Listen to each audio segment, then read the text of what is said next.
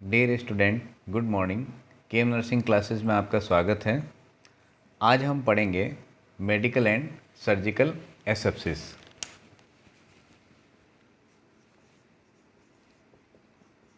Medical and surgical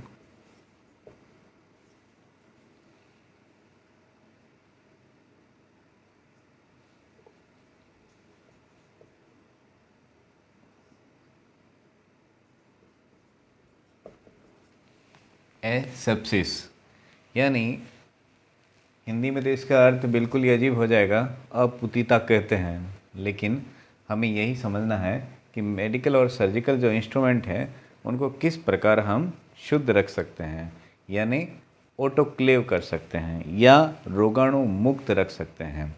आपने अक्सर देखा होगा कि अस्पताल के अंदर सर्जरी भी होती है। सर्जरी माने ऑपरेशन होता है, साफ़ सफाई भी होती है, तो उसके अंदर अलग अलग प्रकार के तरीक़ों से, अलग अलग प्रकार के केमिकल से कभी उनकी क्लीनिंग की जाती है इंस्ट्रूमेंट की, और कभी उनको और दूसरे बहुत सारे ऐसे माध्यम हैं जिनके आधार से जितने भी माइक्रोबैक्टीरिया होते हैं जो नग्न आँखों से नहीं देख सकते, जिन्हें माइक्रोस्कोपिक के द्वारा ही देखा जाता है, तो ऐसे बैक्टीरिया, माइक्रोबैक्टीरिया जो हमारे सेहत के लिए नुकसानदायक हैं, हमें इन्फेक्ट कर सकते हैं, और कई जानलेवा बैक्टीरिया भी होते हैं, उनसे किस प्रकार सर्जिकल इंस्ट्रूमेंट को मुक्त किया जाता है वो आज हम पढ़ेंगे। लेकिन उससे पहले हम कुछ ऐसी टर्मिनोलॉजी पढ़ेंगे जो लगती तो एक जैसे ही है, लेकिन सब में बहुत अंतर होता है। तो शुरू करते हैं। सबसे पहले हम शुरू करते हैं एसेप्सिस की। पहला टर्मिनोलॉजी है जो है एसेप्सिस, यानी संक्रमण से मुक्ति।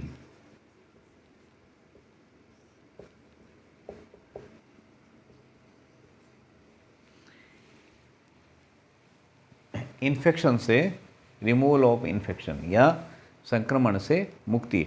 अब ऐसी सिचुएशन के अंदर संक्रमण से यहाँ मुक्ति हो रखी है, सूक्ष्म जीवों के संपर्क में आने से रोकना, यह एक विधि हो सकती है जिसमें ऐसे माइक्रोबैक्टीरिया जिसके डायरेक्ट टच में आने से उसको रोका जा सकता है। बात करेंगे एंटीसेप्टिक की। इसी में दूसरा एंटीसेप्टिक। आपने अक्सर बचपन से ही नाम सुनते हुए आए होंगी। Antiseptic cream, antiseptic lotion, antiseptic solution. उनका काम क्या है? वो है वह पदार्थ जो कि माइक्रोबैक्टीरिया की वृद्धि को रोकते हैं। यहाँ मारते नहीं हैं, उनको मार नहीं सकते वो लोग, केवल वृद्धि एवं विकास को रोकते हैं। जरूरी नहीं है कि वह सूक्ष्म जीवों को नाश भी करें। ऐसे पदार्थ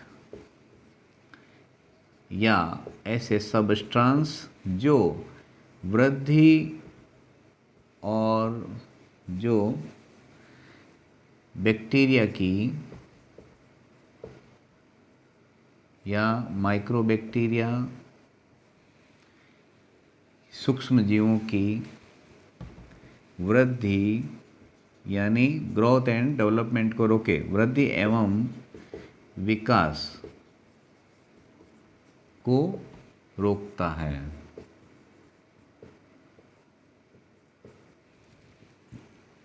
न कि उनका विनाश करता है, उनको मारता नहीं है, केवल उसके वृद्धि एवं विकास को रोकता है।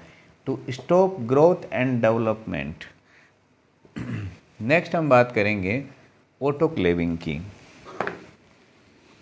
यहाँ पे ऑटोक्लेविंग, आप जब कभी अस्पताल में गए हैं तो इसे हम बड़े कुकर के नाम से जानते हैं, जिसके अंदर वाष्प के दाब से माइक्रोबैक्टीरिया को नष्ट किया जाता है। ऑटोक्लेविंग।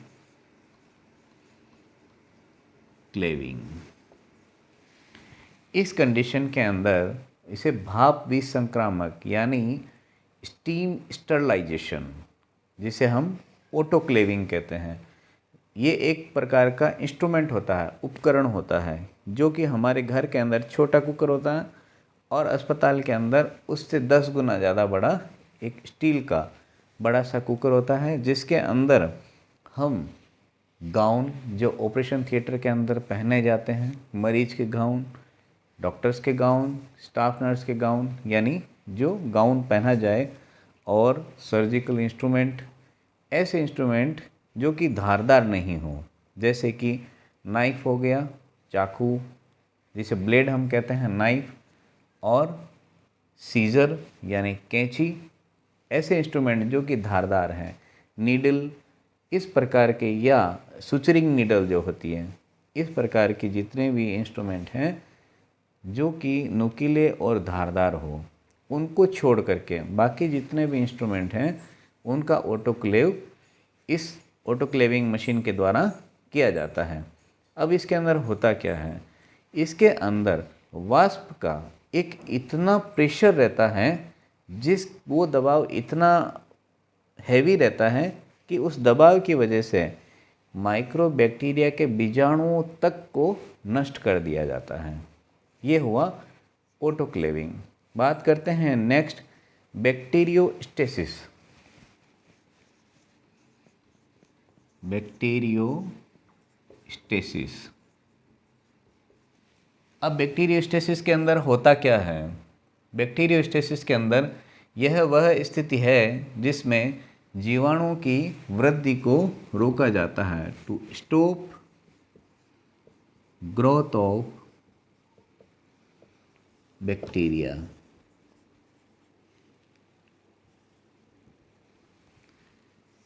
यहाँ उन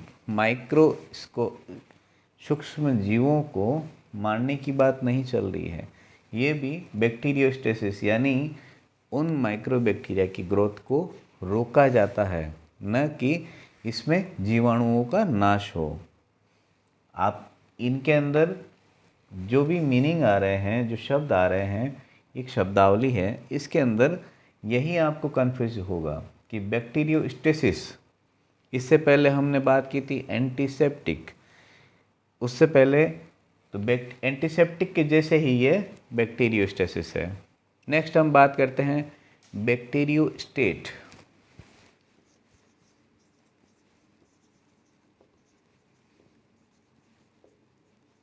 बैक्टीरियोस्टेट के अंदर क्या हो रहा है, इसमें भी यहाँ पे केवल उस बैक्टीरिया की ग्रोथ को रोका जा रहा है, न कि उसे मारा जा रहा है।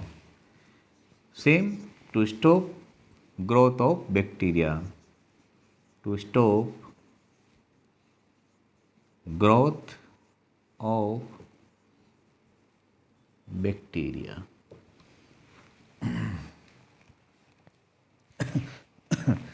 नेक्स्ट हम बात करते हैं बैक्टीरियोसाइड। बैक्टीरियोसाइड,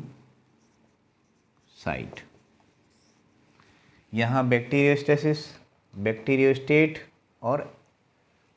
और एंटीसेप्टिक, तीनों जो है उनका लगभग सेम ही मतलब है, नाम अलग है। चौथा जो है वो है बैक्टीरियोसाइड।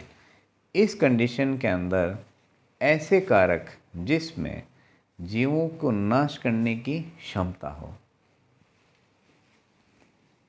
यानी ऐसे पदार्थ या ऐसे कारक जिसमें जीवाणुओं का नाश करने की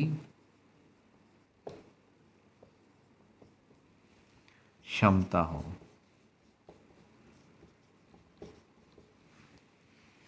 बैक्टीरियोसाइड कहलाता है।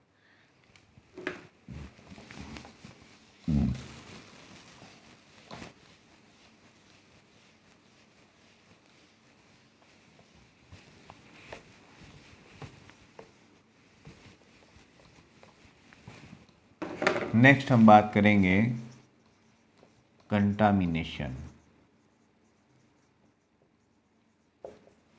क्या होता है कंटामिनेशन? कंटामिनेशन का मतलब है किसी भी वस्तु को छू करके या उसके संपर्क में आकर के स्पर्श मात्र से उसको दूषित होना या दूषित करना। जैसे कि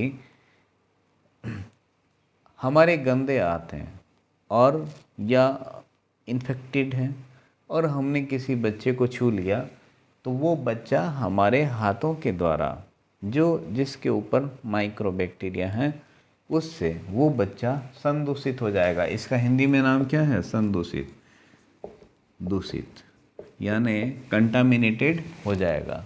किसके द्वारा? हमारे गंदे हाथों के द्वारा वो कंटामिनेटेड हो जाएगा। नेक्स्ट हम बात करते हैं कल्चर की। क्या होता है कल्चर? आपने बहुत सुना होगा कि कल्चर क्या होता है। कल्चर जो है सूक्ष्म जीवों या अन्य जीवित कोशिकाओं की वृद्धि, प्रायः सूक्ष्म जीवों की वृद्धि हेतु प्रयुक्त किया जाता है। एक प्रकार का एक टेस्ट टाइप होता है जिसके अंदर उसकी सूक्ष्म जीवों की वृद्धि को देखा जाता है। नेक्स्ट हम बात करते हैं पार संक्रमण या क्रॉस इन्फेक्शन। क्रॉस इन्फेक्शन आपने हमेशा सुना होगा कि क्रॉस इन्फेक्शन जो है, इसको क्रॉस इन्फेक्शन हो गया या उसको वहाँ गया तो मुझे क्रॉस इन्फेक्शन हो गया। क्या होता है क्रॉस इन्फेक्शन? क्रॉस इन्फेक्शन जो है इसमें अलग अलग रोग कारक जीवों से संक्रमित व्यक्तियों द्वारा एक दूसरे को संचारित संक्रमण प्राय अस्पतालों के अंदर होता है।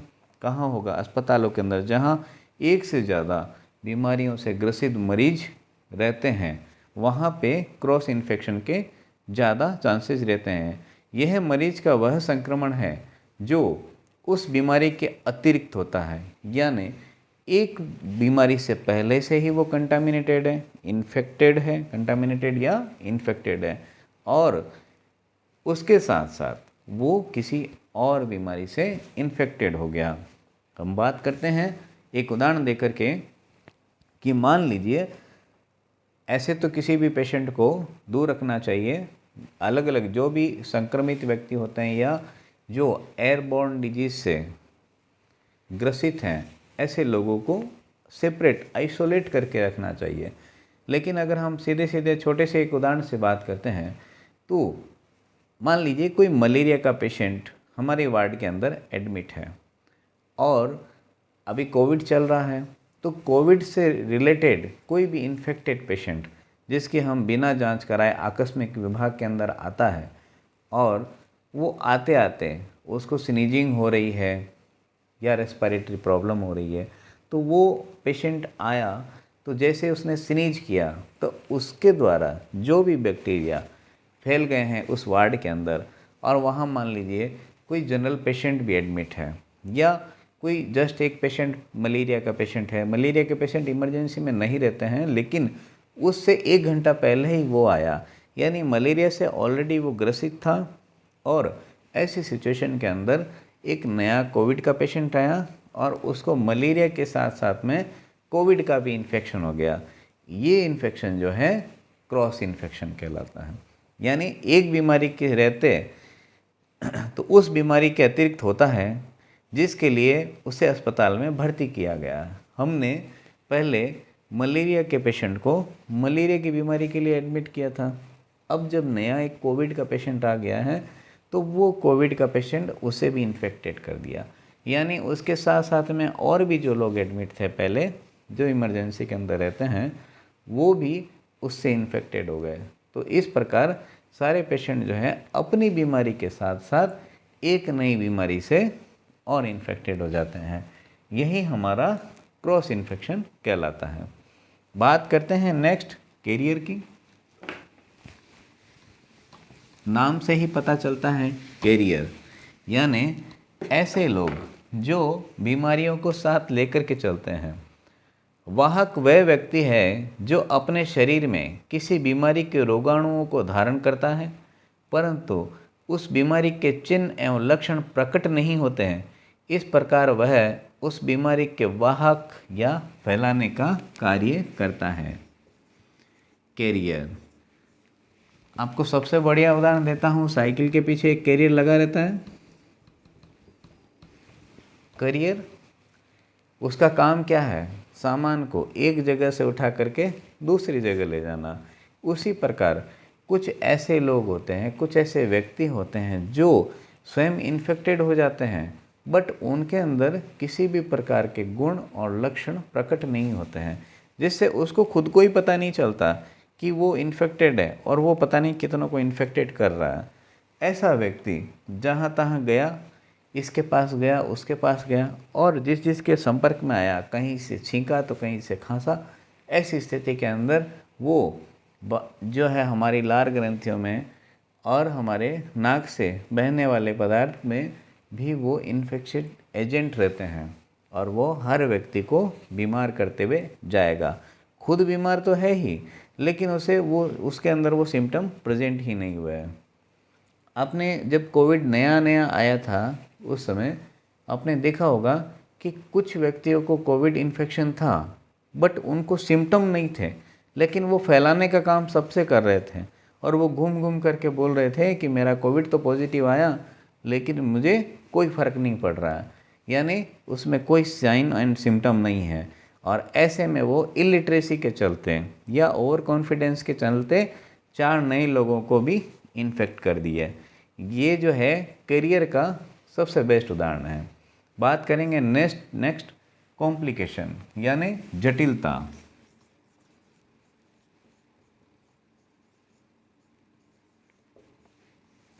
यहाँ ये सब जो है किस लिए यूज किया है? किसी बीमारी या रोगावस्था के दौरान किसी नई बीमारी या रोग का उत्पन्न होना, जटिलता, कॉम्प्लिकेशन, यानी जिस बीमारी के लिए पेशेंट आया है उस दौरान उसके अंदर फिर से एक नई बीमारी, यहाँ क्रॉस इन्फेक्शन की बात नहीं हो रही है।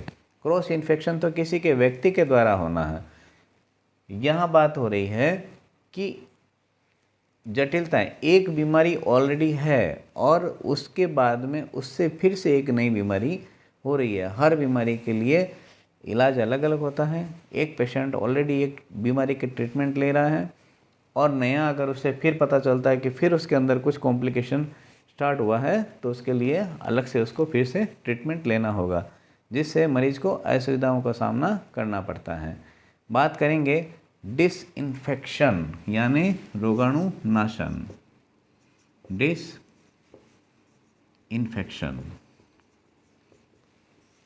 क्या होता है? इसका तात्पर्य है समस्त रोग कारक जीवों को नष्ट करना। ऐसे पदार्थ जो रोग फैलाते हैं उनको नष्ट करना, इसमें डिसइंफेक्शन सभी के लिए यूज़ हुआ है। जो भी रोग फैलाने वाले हैं, जो कारक हैं, उनको संपूर्णतः ये नष्ट करना, डिसइंफेक्शन। बात करेंगे कनकरंट डिसइंफेक्शन, यानी सहवर्ती रोगाणुनाशन। कनकरंट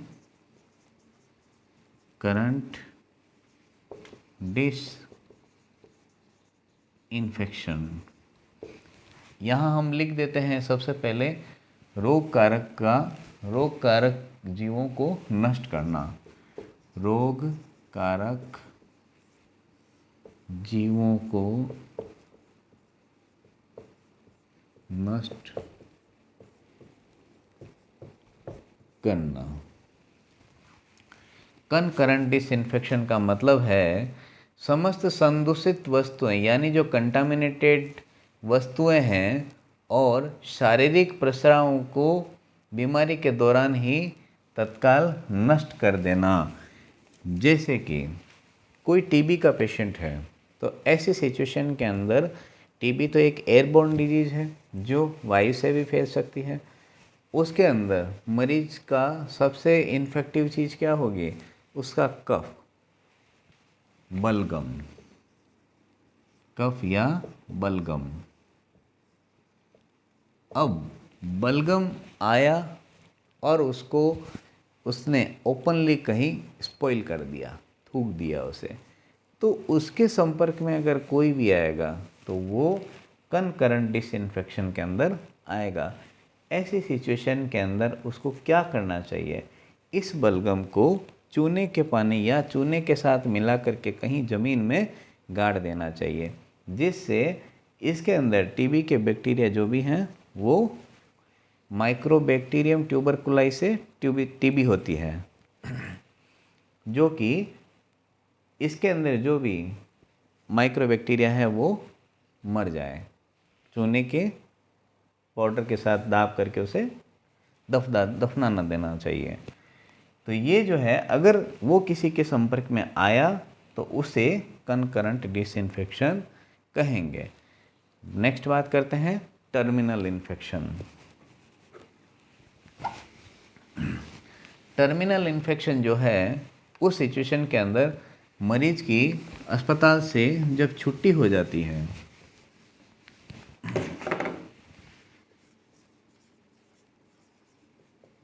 टर्मिनल इन्फेक्शन,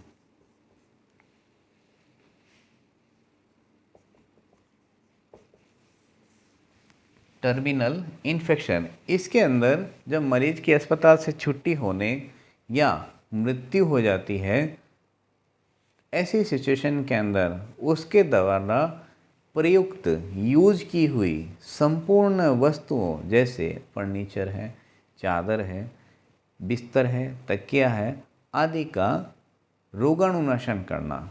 यानी अब पेशेंट को छुट्टी हो गई, मरीज ठीक हो गया, घर चला गया, उससे कोई बीमारी थी या नहीं बीमारी थी तो इन्फेक्शियस भी हो सकती है, नॉन इन्फेक्शियस भी हो सकती है, तो उसके द्वारा जो भी बेड, बेडशीट, ब्लैंकेट या पिलो या जो जो उसने यूज़ किया है उसको कंप्लीटली डिसइंफेक्टेंट करना टर्मिनल इन्फेक्शन कहलाता है। उससे सहित रोगाणु नाशन करना टर्मिनल इन्फेक्शन कहलाता है।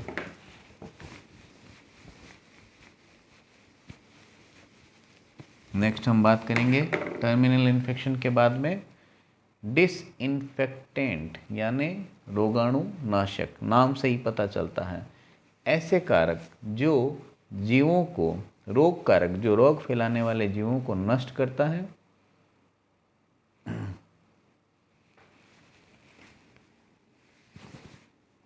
Disinfectant, disinfectant.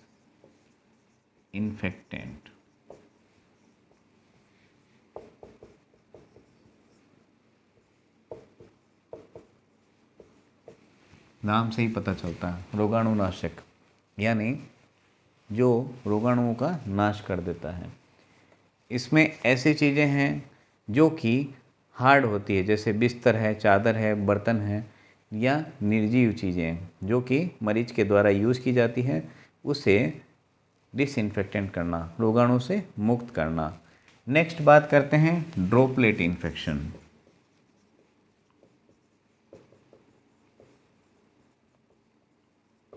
कोई भी इससे इन्फेक्शन हो सकता है। कैसे होता है? ड्रॉपलेट इन्फेक्शन के अंदर किसी व्यक्ति के खांसने से, छींकने से, उसके थूकने से तथा बोलने के दौरान मुंह अथवा नाक से निकले हुए लार या सलाइवा या म्यूकस वो के सूक्ष्म कणों द्वारा किसी अन्य व्यक्ति को हुआ संक्रमण सूक्ष्म बिंद या ड्रॉपलेट इन्फेक्शन कहलाता है। किसी पेशेंट को सर्दी खांसी जुखाम है, आया, मुंह पे आकर के छींक दिया, मीन्स उसको स्नीज आ गया, या बोलने के वक्त उसके मुंह से, आपने अक्सर देखा होगा कुछ लोग बोलते रहते हैं तो मुंह से लार की बारिश होते रहती है। बारिश मीन्स वो ड्रॉप्स जो है हमारे सामने गिरती रहती है। तो ऐसी सिचुएशन के अंदर उनसे दूरी बना के रखें, जिससे आप ड्रॉपलेट इन्फेक्शन के शिकार ना हो सकें।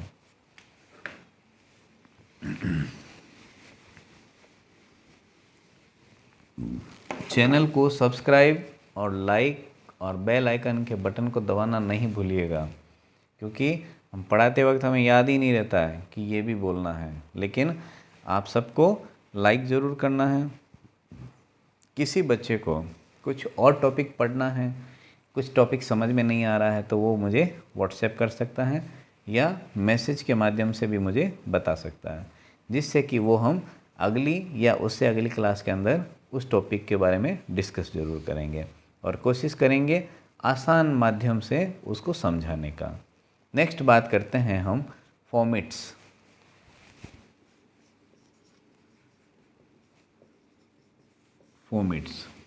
फॉर्मेट्स की हम बात करेंगे।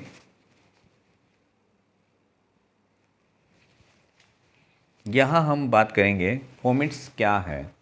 तो फॉर्मेट्स वे पदार्थ जो किसी कंटेजियस रोग के संपर्क में रहे हों एवं उस रोग को संचारित कर सकते हों, फॉर्मेट्स कहलाते हैं। जैसे कि प्याले, चम्मच, चादरें, खिलौने और बेड पान, जो कि मान लीजिए किसी पेशेंट के द्वारा पहले से छोड़े गए हैं और उसके द्वारा जो भी बॉवल्स हैं, कटोरी है, चम्मच है, वो सब छोड़ के गए और उसका ठीक से डिसइंफेक्टेंट यानी स्टरलाइजेशन नहीं हुआ, तो और वो किसी और पेशेंट के द्वारा यूज़ किया जा रहा है, तो उनसे इन्फेक्टेड जो भी होते हैं उनको फॉर्मेट्स कहते हैं। फॉर्मेट्स। नेक्स्ट हम बात करते हैं फ्यूमिगेशन।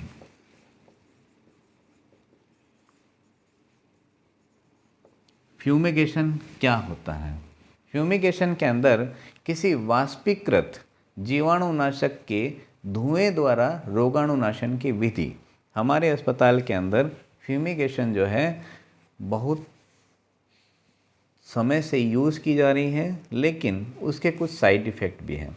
क्या साइड इफ़ेक्ट हैं? वो है तो अच्छी है, इसलिए उसके अंदर क्या फॉर्मेलिन की लिक्विड फॉर्मेलिन जो होता है वो डाल करके एक मशीन आती है पंखा जैसा, जो कि उस रूम के अंदर उसको वाष्प में कन्वर्ट कर देती है और वो इतना हैवी होता है कि उसको रूम को कम से कम 16 घंटे के लिए 1 से 16 घंटे तक उसको पूरा एयर टाइट पैक किया जाता है।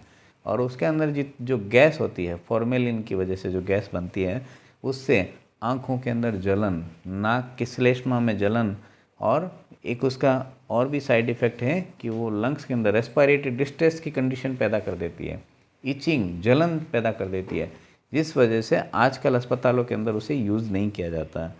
तो ये जो फ्यूमिगेशन है वो फॉर्मेलिन की लिक्विड फॉर्मेलिन से फ्यूमिगेट किया जाता है पूरे रूम को। नेक्स्ट हम बात करते हैं गार्बेज यानी कूड़ा या कचरा। गार्बेज, कूड़ा कचरा, भोजन तैयार करने, पकाने या ग्रहण करने के परिणाम स्वरूप उत्पन्न अनुपयोगी पदार्थ या कचरा। यानी भोजन तैयार किया, पकाने के बाद ग्रहण करने के परिणाम स्वरूप उत्पन्न अनुपयोगी पदार्थ या कचरा। इसमें मल भी आता है। खाना खाने के बाद मल का क्या उपयोग हो सकता है? वो भी गार्बेज के अंदर ही आता है। और जो हमारे द्वारा जो भी हमने खाना खाया, वेस्ट प्रोडक्ट जो कुछ भी है जो हमारे कहीं काम नहीं आना, वो कचरा कहलाता है। हॉस्पिटल से बहुत प्रकार के कचरा निकलता है, जिसके अंदर नीडल्स भी आ जाएगी, सिरिंज भी आ जाएगा, ग्लूकोज की बोतल्स भी आ जाती हैं। कचरा जो डस्ट माइट्स और डिफरेंट मिट्टी, धूल, ये सारे पेपर, वेस्ट पेपर, ये सब कचरे के रूप में ही आते हैं। नेक्स्ट हम बात करते हैं इन्फेक्शन, संक्रमण।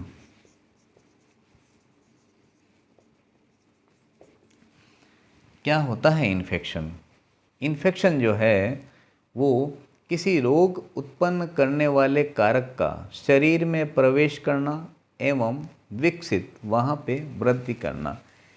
ऐसे कोई रोग कारक जो किसी भी सामान्य व्यक्ति के नाक के माध्यम से, मुंह के माध्यम से, आँख के माध्यम से, कान के माध्यम से या हमारे यूरिनरी ट्रैक्ट के माध्यम से, रेक्टम के माध्यम से, कहीं से भी वो अटैक कर सकता है।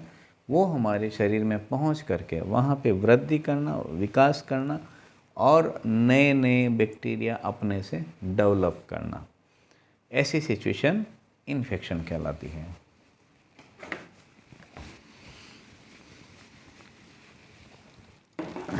नेक्स्ट हम बात करेंगे इन्फेक्शन के बाद में इम्यूनाइजेशन।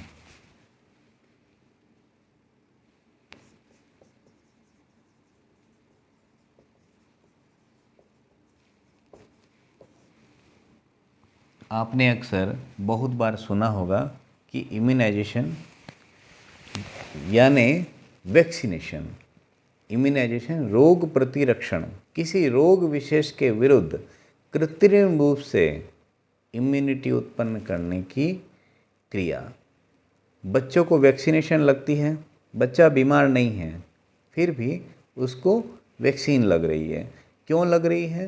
कि भविष्य के अंदर उसे किसी भी प्रकार से उस बीमारी से इन्फेक्शन नहीं होना चाहिए, पहले ही उसकी बॉडी के अंदर इम्यूनिटी डेवलप कर दी जाती है।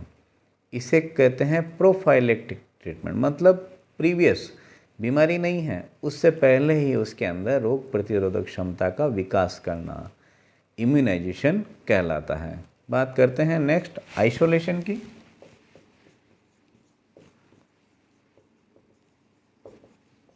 आइसोलेशन क्या होता है? आइसोलेशन, आइसोलेट करना, किसी संक्रमित व्यक्ति को उस अवधि के लिए जिसमें वह संक्रमण फैला सकता है, अन्य संक्रमित व्यक्तियों से अलग रखना, संक्रमण को फैलने से रोकना।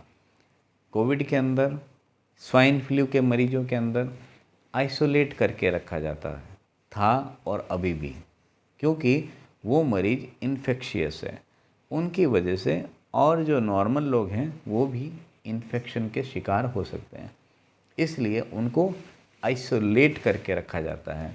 और उसी आइसोलेट जो है, आइसोलेशन से ही आइसोलेट निकला है। हम लोगों ने देखा भी होगा, ये आइसोलेशन वार्ड भी बने थे जो सिर्फ कोविड पेशेंट के लिए ही यूज़ किए गए थे।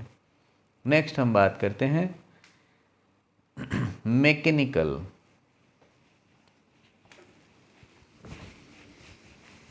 मैकेनिकल के अंदर गति अथवा बल का उपयोग कर किया गया कार्य। मैकेनिकल, गति अथवा बल का उपयोग कर किया गया कार्य। नेक्स्ट हम बात करेंगे पैथोजेनिक यानी रोग कारक। पैथोजेनिक, रोग कारक, सूक्ष्म जीव जो मनुष्य में रोग उत्पन्न कर सकते हैं, ऐसे सूक्ष्म जीव mycobacteria,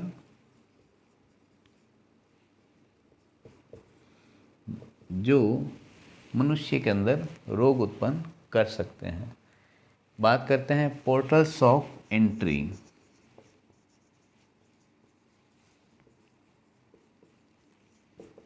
portals of entry means वे मार्ग जिनके द्वारा सूक्ष्म जीव शरीर के अंदर प्रवेश करते हैं। ऐसे मार्ग जैसे नाक के माध्यम, मुंह के माध्यम से जो है, और या प्रवेश द्वार, प्रवेश के मुख्य द्वार कहलाते हैं। जैसे पाचन मार्ग से भी हो सकता है, खाना खाने उसके साथ में भी आ सकता है, जेनाइटो यूरिनरी ट्रैक्ट के माध्यम से भी, स्किन के माध्यम से भी हम इन्फेक्शियस हो सकते हैं। कौन से? पैथोजेनिक।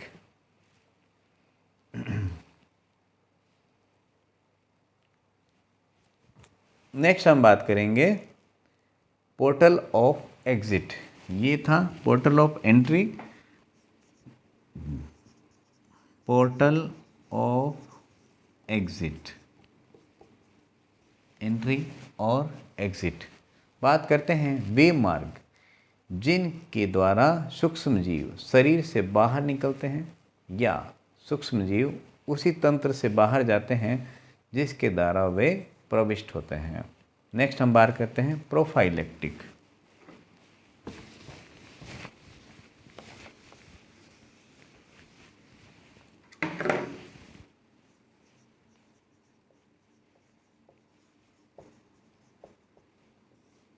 प्रोफाइलेक्टिक इस कंडीशन के अंदर किसी रोग से बचने के लिए किए गए उपाय। रोग नहीं है, यहाँ व्यक्ति बीमार नहीं है, रोग से बचने के लिए किए गए उपाय, उससे पहले ही, बीमार होने से पहले ही किया गया उपाय। जैसे कोविड इन्फेक्शन नहीं हुआ, लेकिन हम लोगों ने उससे पहले ही वैक्सीनाइजेशन करवा लिया। स्वाइन फ्लू, आप इन्फेक्टेड नहीं हैं, लेकिन उससे पहले ही स्वाइन फ्लू की वैक्सीन आपने लगवा ली है। इसे कहते हैं प्रोफाइलेक्टिक ट्रीटमेंट, यानी रोग निरोधक। नेक्स्ट हम बात करते हैं क्वारंटीन। Quarantine, QUARANTINE, quarantine. इस नाम को तो आप सब जानते हैं, ऐसा कोई नहीं होगा जो क्वारंटीन को नहीं जानता है। ऐसे स्वस्थ व्यक्ति को जो किसी संक्रामक रोग के संपर्क में आ चुका है, उस संक्रामक रोग के अधिकतम इंक्यूबेशन पीरियड के समय के लिए, बराबर समय के लिए विसंक्रमण या उसको निरोधित करना, सेपरेट करना, क्वारंटीन करना। जैसे कि जब भी कोई आउट ऑफ इंडिया से, अभी हाल ही के अंदर, साल 2 साल पहले की बात है, अगर कोई आता था तो उसको 14 दिन के लिए क्वारंटीन कर दिया जाता था। क्वारंटीन से तो कोई भी छुपा हुआ नहीं है, सबको पता है क्वारंटीन। बात करते हैं नेक्स्ट, रिफ्यूज़।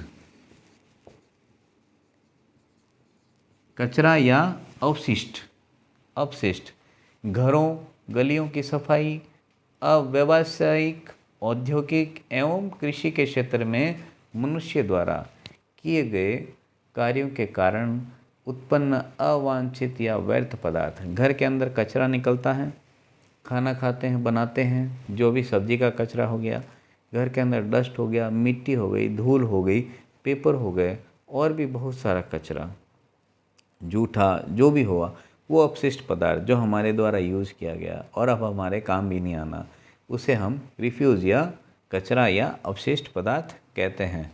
नेक्स्ट हम बात करते हैं रेसिस्टेंस, यानी प्रतिरोध। रेसिस्टेंस यानी प्रतिरोध। रेसिस्टेंस के अंदर किसी रोग के टॉक्सिन अथवा रोग कारक के जीव के आक्रमण को सहन करने की शरीर की प्राकृतिक शक्ति।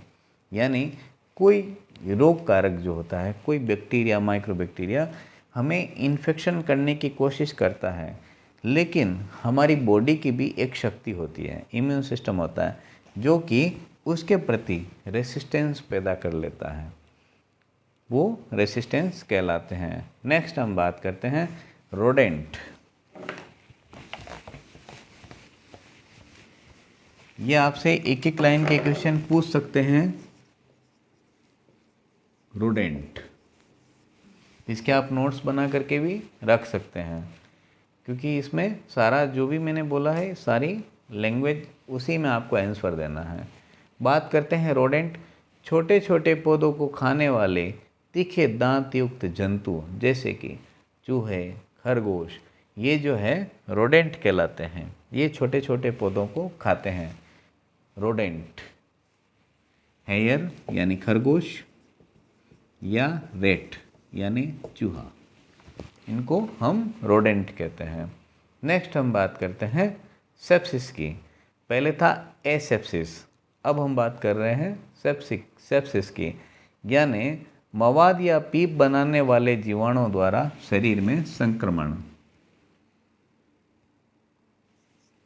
सेप्सिस।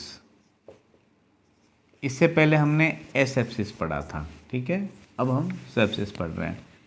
क्या होता है इसके अंदर, जो है हमारे शरीर के किसी भी हिस्से में मवाद या पीक जो होता है वो फॉर्मेट हो जाता है और उससे इंटरनली और इन्फेक्शन हो जाता है, उसे हम बोलते हैं सेप्सिस। सेप्सिस होना, या बोलते नहीं है, बहुत बार सुनने को मिलता है क्या हुआ कि सेप्सिस हो गया। वो सेप्सिस यानी जो मवाद या पीप बनाने वाले जीवाणु जो होते हैं उनके द्वारा शरीर के अंदर इन्फेक्शन फैला देना, सेप्सिस कहलाता है। नेक्स्ट हम बात करते हैं संवेदनशीलता यानी सेंसिटिविटी। संवेदनशीलता किसके प्रति संवेदनशीलता?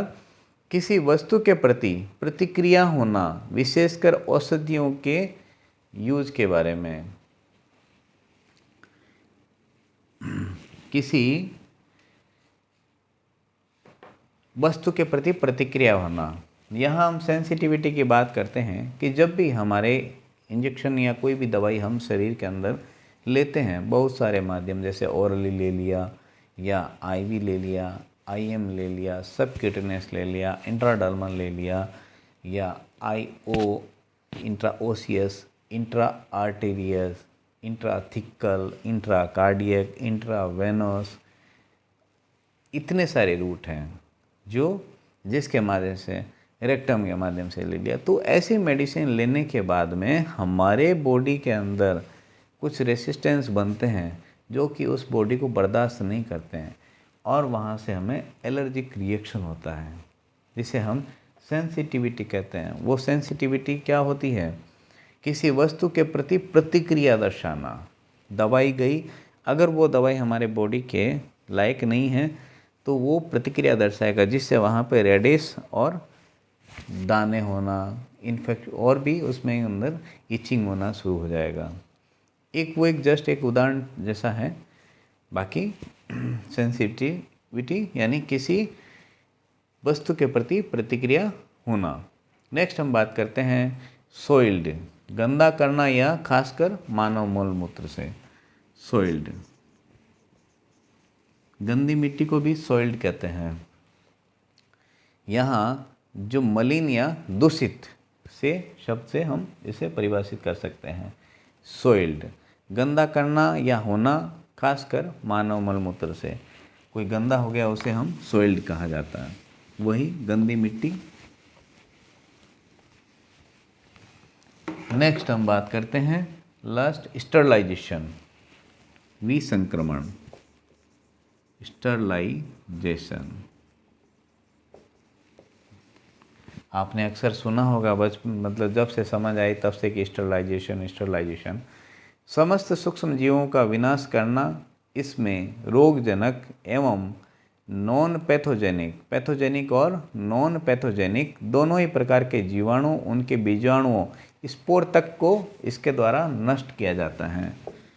रोगाणुओं, पैथोजेनिक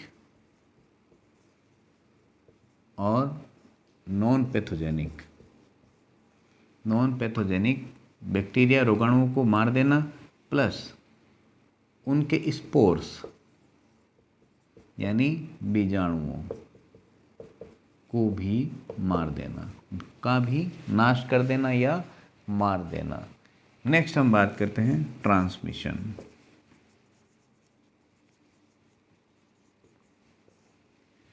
ट्रांसमिशन के अंदर स्थानांतरण, ट्रांसफ़र होता है सबका, इसी प्रकार रोग का भी ट्रांसफ़र होता है। स्थानांतरण, उदाहरणार्थ एक व्यक्ति से दूसरे व्यक्ति में किसी रोग का स्थानांतरण ट्रांसमिशन कहलाता है। एक व्यक्ति से दूसरे व्यक्ति में रोग का ट्रांसफ़र होना ट्रांसमिशन कहलाता है।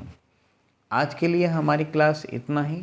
नेक्स्ट हम पढ़ेंगे स्टरलाइजेशन की संपूर्ण टेक्निक, जिसके अंदर बहुत अलग अलग प्रकार के 7 से 8 प्रकार के स्टरलाइजेशन हम लोग विधियां यूज करते हैं, और हम हर विधि का पूरा डिटेल से पढ़ेंगे।